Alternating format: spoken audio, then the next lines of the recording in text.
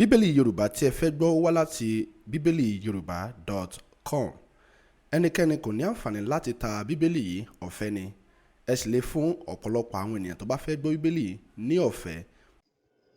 Orin Dafidi orí 6.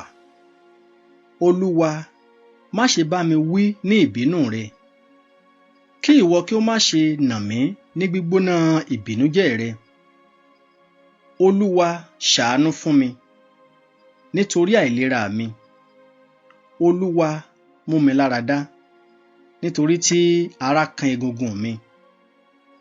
Ara kan ọkàn mi gógó pẹ̀lú. Ṣùgbọ́n ìwọ, Olúwa, yóò ti pẹ́ tó. Padà, Olúwa, gba ọkàn mi. Gbà mí là nítorí àánú rẹ.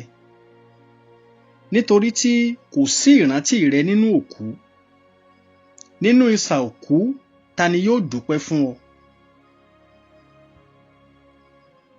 Agara ìkérora mi dá mi. Lí òru gbogbo, lé èmi mú ẹní mi fò lé ojú omi. Èmi fi omijé mi rin ibùsùn mi. Ojú mi bàjẹ́ tán nítorí ìbìnújẹ́. Ó di ogbó tán nítorí gbogbo àwọn ọ̀tá mi. Ẹ lọ kúrò lọ́dọ̀ mi, gbogbo ẹ̀yin oníṣẹ́ ẹ̀ṣẹ̀. Nítorí tí Olúwa gbọ́ ohùn ẹkún mi. Olúwa gbọ́ ẹ̀bẹ̀ mi.